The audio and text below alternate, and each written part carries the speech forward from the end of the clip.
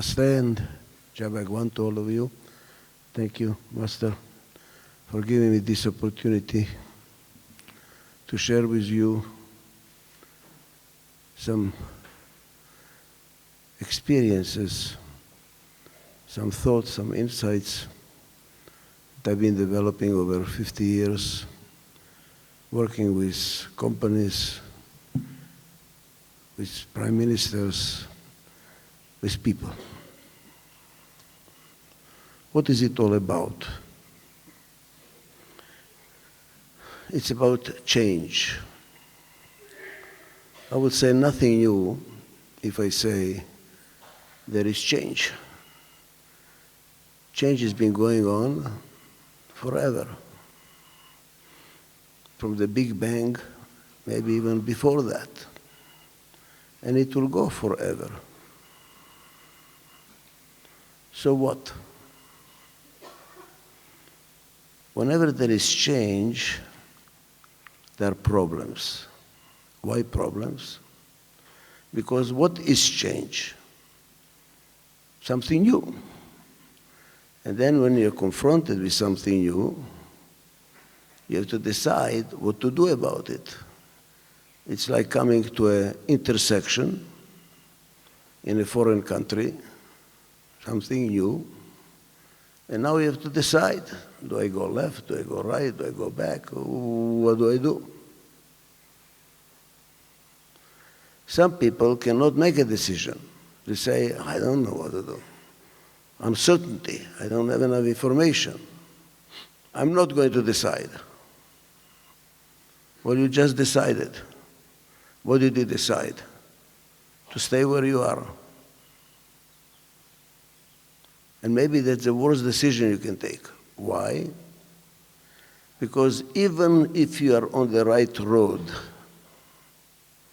even if you're comfortable, everything is good, I'm on the right road. If you don't move, a truck might come from behind and run you over. Why? You are not changing. You say, I'm fine. I'm not going to decide. I'm not going to go left. I'm not going to go right. I'm going to stay where I am. But the world is continuous change. The world is not stopping. The world is not saying, since you are not changing, nobody will change. We will all wait until you change. That's not going to happen. We need to change. Because there is change. But there is a problem now. Something new is happening that did not happen in the past. And it is the change is accelerating. The world is going faster and faster and faster. With new technologies, there are tremendous changes in medicine changes, in technology changes, social changes, political changes. So what's happening? As change is accelerating, what is accelerating? Problems. If our grandparents were poor but relatively happy, we in the modern world have a better standard of living but lower quality of life. Why? Too many problems, too much stress, too many decisions to make, and people are falling apart. It's called stress. The biggest disease of the modern world is depression. Too many people don't know what to do because the world is changing too fast and they don't know what to do. So I asked myself the question, what to do? How do you handle change? Well, you need to do two things. First, you have to decide what to do. You have to decide. But decisions are not enough. Many of us decide, so we decide. Many of us, especially me, decide to go on a diet, so I decided to go on a diet. or I decided to go meditation. So I decided. Deciding is not enough. You have to implement the decision. And success is not really in the decision, do you know? Success is in the implementation. Do you implement your decisions? But now there is a difficulty. What is the difficulty?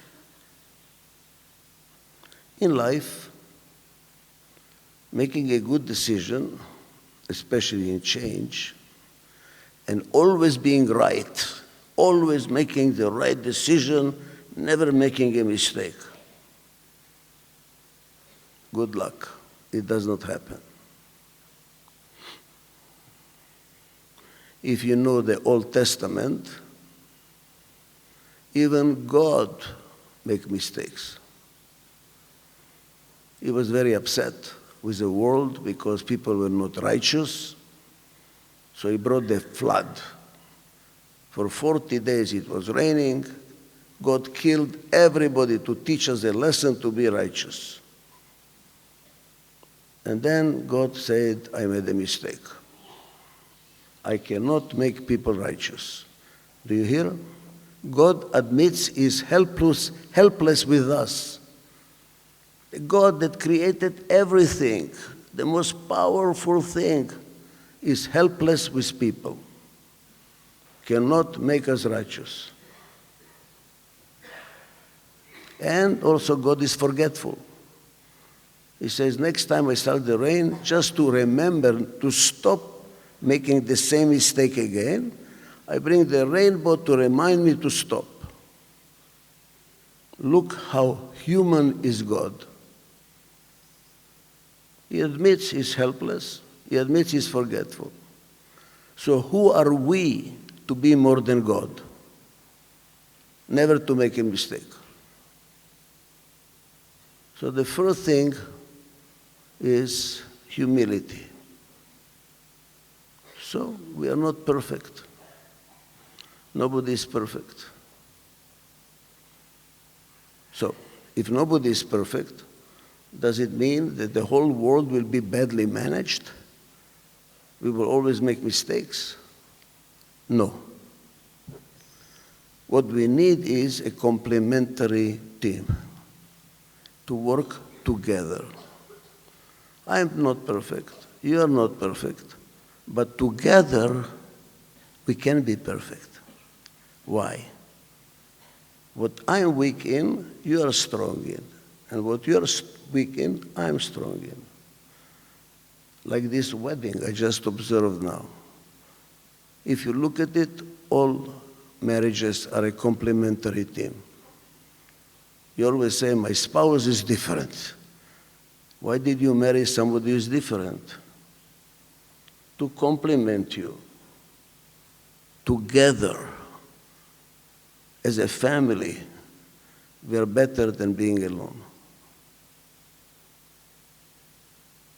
That's why when you introduce, at least in the Western society, your spouse, you say, may I introduce you to my better half? Why is she a better half? Because she is better in what you're weak. And she will say, no, he is my better half. Together, we are better off. It's not only in a marriage, also in a company. If any one of you is a businessman, you want to have a complementary team. You want to have a team that works together. Look at this hand. Do you see my hand? If you go to any church, I don't know about India, but I've seen this, by the way, in Delhi, at the entrance to the airport, when you go through the passport control, they have sculptures like this. The thumb is touching a different finger. You maybe not realize it, but it's symbolic. It's not just a sculpture for me, not. Look at my hand. You go to any church and you will see the saints standing like this. And in the Middle East, it's called the Hamsa. Women carry it on their chest as a jewelry, put it on the door and the entrance to the house. What is it? You know what it's telling you? Be different, different fingers, together. Be different together. Some religions, some political ideologies say, be together, but the same. Don't you dare to be different. If you are different, Siberia. If you are different, we are Inquisition. Look at my hands. We are all the same together. This hand is paralyzed. Those ideologies paralyze us. Nothing grows in a desert. Sameness. Everything grows in a jungle. It's called ecology. Differences together. It's nice, but it's not reality because of change. Over time, these fingers open up. Why? We are different. So why does it open up? Why the unity breaks down? Because we are different, there is going to be conflict. We think differently. We are different. And what happens in marriages, what happens in companies, what happens in countries, they start falling apart over time.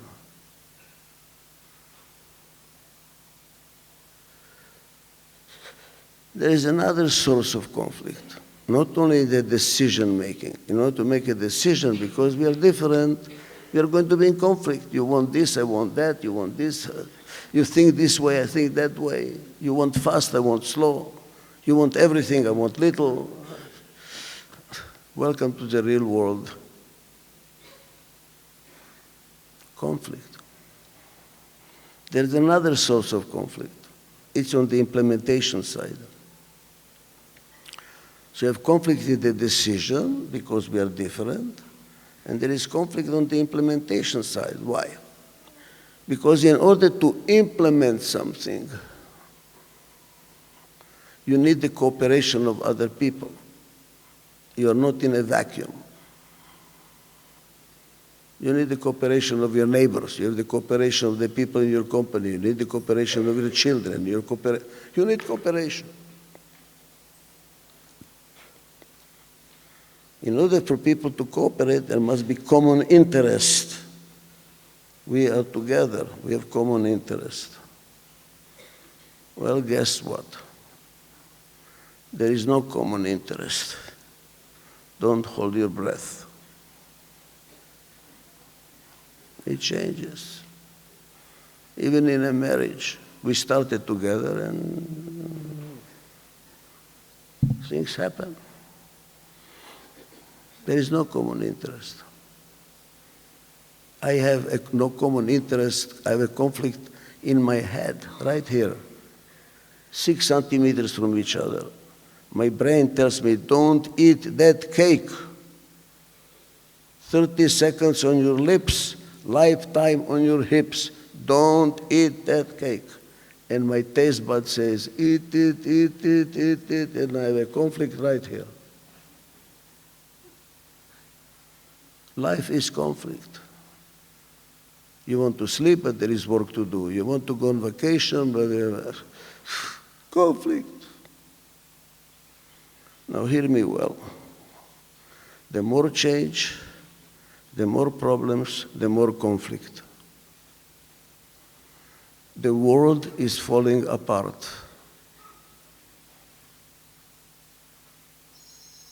Yes, the world is falling apart because of the rate of change. There is more crime than ever before, more divorces than ever before, more diseases than ever before. We have diseases today medically that we never knew before. What to do? Serious question. What to do? We as people are falling apart. High rate of change. So it is destructive. Conflict can be destructive. Does not have to be. I ask myself the question, why Yugoslavia, a country that does not exist anymore, fell apart? Why Soviet Union fell apart? And look at Switzerland. They should fall apart. French, Italian, and Germans together in one country. That should be a disaster. That country should have fallen apart. It does not. I look at one marriage, they have conflict, but at the end of it, they love each other even more. Not because of the conflict, in spite of the conflict. Wow. In another marriage, they're ready for divorce. What is the difference? Why this marriage is Switzerland and this marriage is Yugoslavia? What's the difference? It is a difference. Let's start from the beginning. Why change creates problems? Why? Because everything in this world is a system. You, as a human being, you are a system. And a system, by definition, has subsystems. And the subsystems have subsystems. Everything is. Part of everything else, bigger and bigger. You are a subsystem of your marriage. Your marriage is a subsystem of the community, community of the country, country of the globe.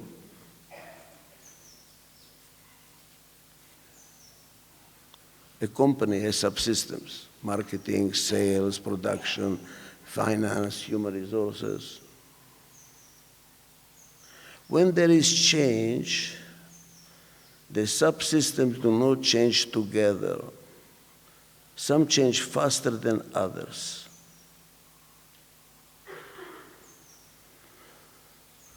For instance, your heart can be 18 years old and your kidney is already dying.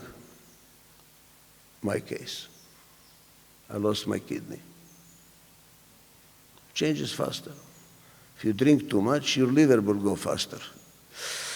They don't change together. In a company, marketing changes fast, production slower, finance, accounting, forever. People change. The most difficult is to change people. Because of that, the system develops cracks, gaps. It's called disintegration. Things fall apart. Change causes things to fall apart. As we get older, we fall apart. An old car is falling apart. If disintegration is a cause of all problems, what is the solution? Integration.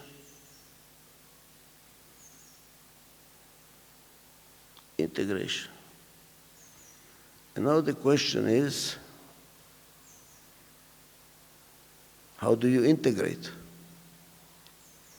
Why was Yugoslavia disintegrated? And Switzerland, in spite of having all the ingredients to be disintegrated, is integrated. What's the difference? To make a long story short, because I have 26 books, I'm not going to talk now for 26 hours. I'll give you the bottom line. We are different. You think differently than I. We are different. We are falling apart. How will we not fall apart? If we respect each other. And what does it mean to respect? I respect your difference. You don't have to be like me. You're Italian, it's fine. I'm French, it's fine. You don't have to be like me. You're a Muslim, fine. I'm a Christian, fine. You're a Hindu, fine. We don't have to be the same. I respect your difference. Why? Because I learn from your difference. You don't learn from people that are like you. They are boring. There is nothing to learn. You learn from people who disagree with you. Now you say, oh, why disagree with me? What can I learn from you? So what makes conflict on the decision side positive causes integration if there is mutual respect.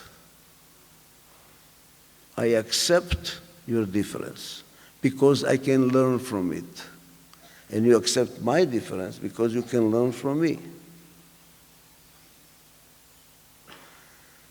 And on the other side, conflict of interest, how do we make it positive? We have a conflict of interest. What you want, I don't want. What I want, you don't want. Now what the hell do we do?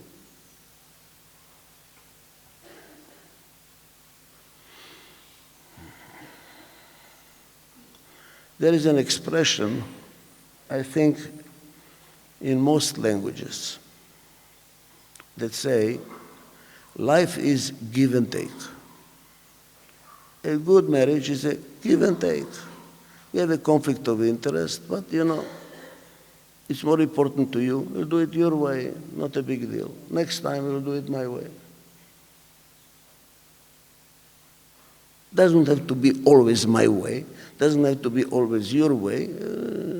Give and take. Then I was lecturing in Turkey,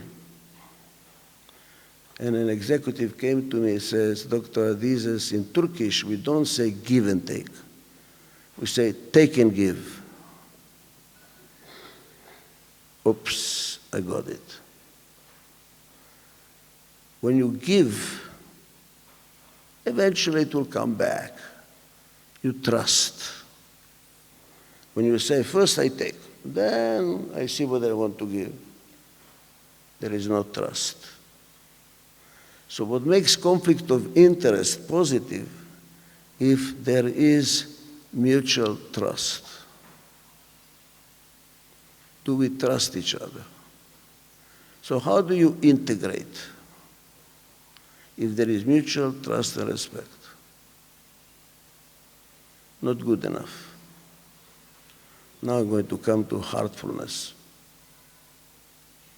That's why I love this mission. It's all my heart. I learned a lot from Chariji, a lot. I thank you. What is the utmost, absolute integration? Love.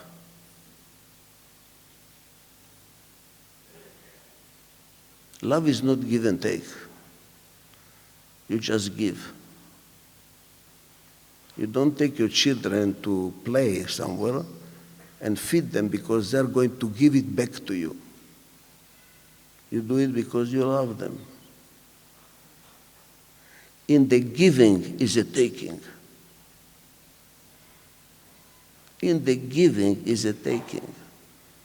You enjoy them when they're laughing and happy. That's your happiness. You're not waiting for something later on. It's instantaneous.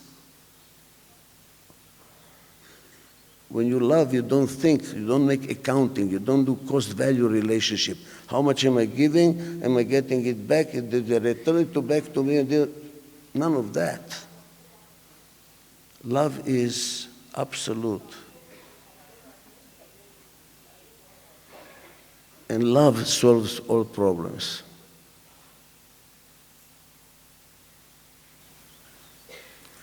So what's the solution to the world that's falling apart? Love. That's why, Master, all of you preceptors, you have a big job to save the world from falling apart. To save marriages, save companies. And I believe India has a role to the world. Somebody has to be the beacon to the world. Somebody has to spread the message to the world that's falling apart. India has that role. Unfortunately, you're falling apart too.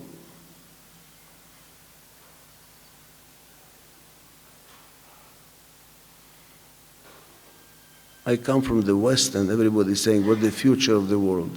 The world needs love. And what is integration? Integration through the heart, something bigger than us.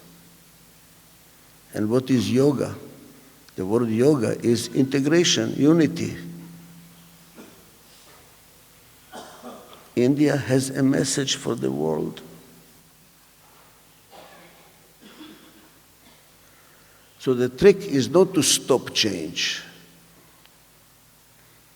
The trick is to make change to be constructive. And that we can do with love. Thank you very much.